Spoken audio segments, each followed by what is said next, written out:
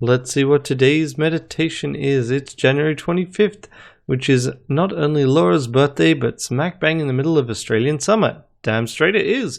The sound of Australian bush, desert, and animals partnered with the repetitive train ambience creates, we hope, a meditative space.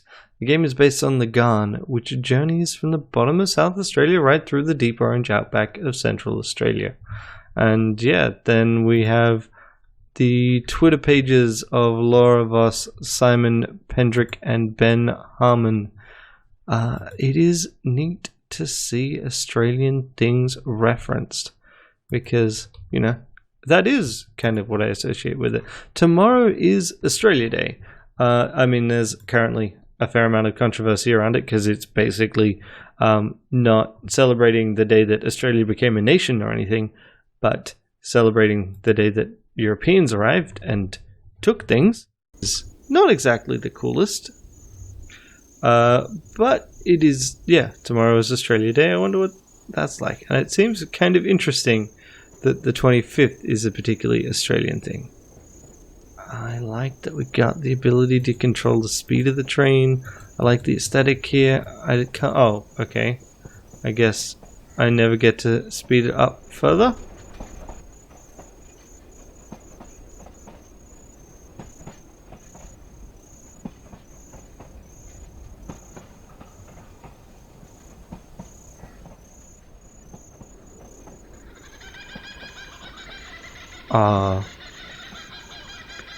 That is a sound I miss.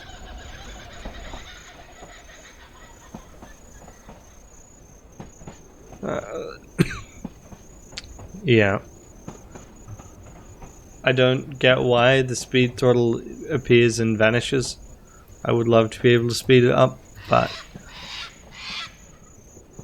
yeah. This really reminds me of some of the things that you don't see. Admittedly, this is not actually an area of Australia that I've spent a lot of time in, right? I grew up on the East Coast. It is not desert there.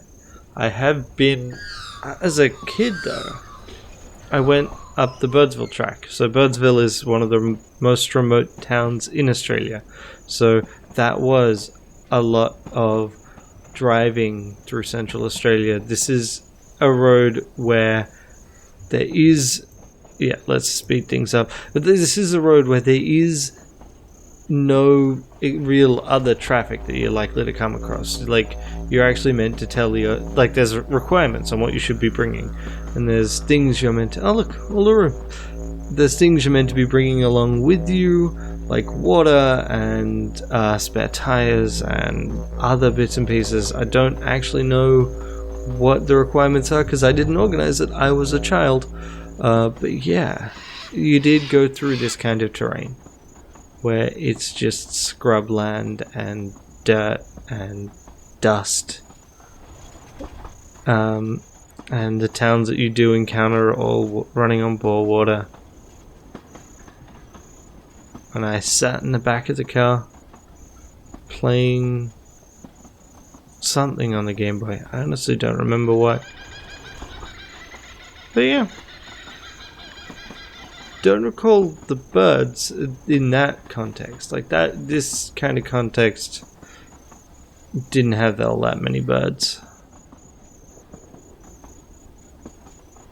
But yeah. I wonder if this is the first meditation game that doesn't have a proper ending. But I mean, you kind of, Uluru is towards the middle of Australia.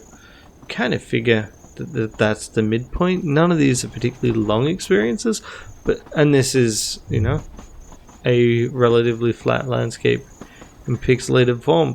But given that this has to have been made in under 3 hours, this is the first meditation I've seen that is a multi-person team. So I guess that means you also do expand the scope at which you can work. But yeah, I mean, this is definitely my favorite so far. It, helps that it is literally tied to kind of my cultural identity.